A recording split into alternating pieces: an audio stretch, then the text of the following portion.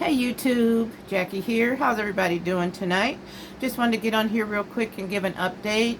I finally had my shoulder replacement surgery that I had mentioned a little bit back. Finally had that surgery on August 27th. So what am I, about 21 days out into my third week. It's not a complete third week yet, but into my third week here. And finally feel like I'm starting to turn the corner.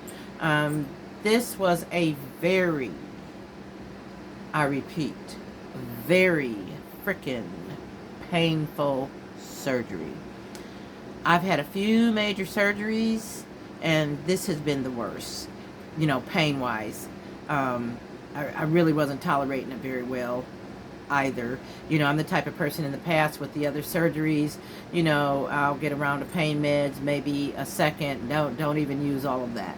Because then I'll just start to use over-the-counter pain stuff. It's not like I can go without anything.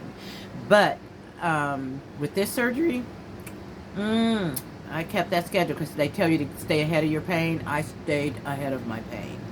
Every 6 hours. They say 4 to 6, but I would push it to 6. Some days I could only make it to 5, and then I would take it. So I quickly went through that first prescription, and that's not like me. But the doctor realizes this is a very painful surgery, and there was no problems with that. So I kept myself medicated, and just in the last 48 hours or so, I'm really starting to have more moments where I don't feel as bad. I'm having more spans of time where I'm not in as much pain, where my head is clear, because when you're pumping all that medicine into you, I'm very foggy, very unsteady on my feet, kinda, but finally feeling a difference, and I hope this is okay, and I hope this took. And my grandson took me and picked me up that day. He was wonderful.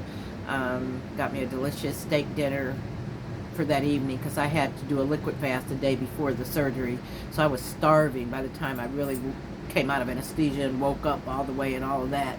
And it was just delicious. And then my son stayed with me in the evening because they want you to have somebody stay with you 12 to 24 hours. But I'm the type of person, if I like to see what I can do on my own. I don't really like to bother people or ask a lot of help of people, honestly.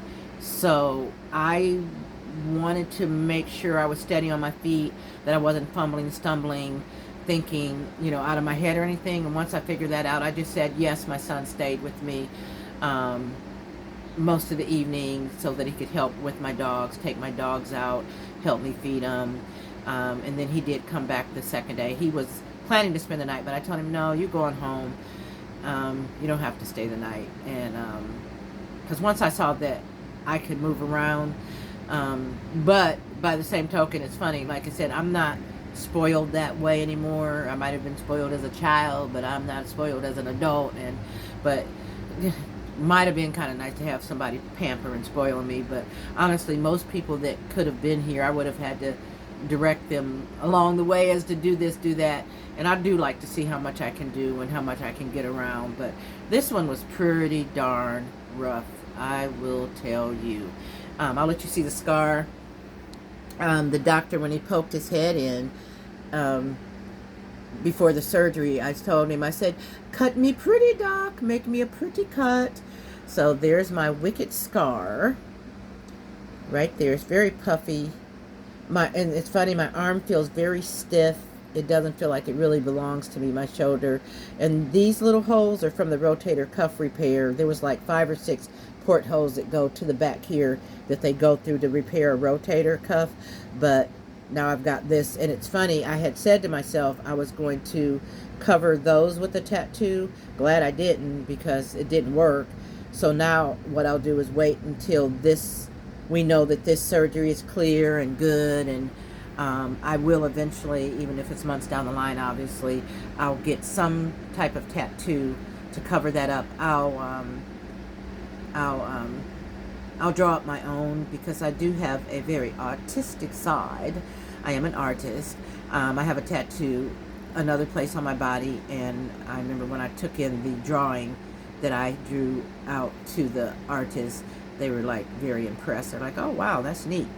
But you know, instead of looking through a book and getting something everybody else might have, I wanted something unique to me.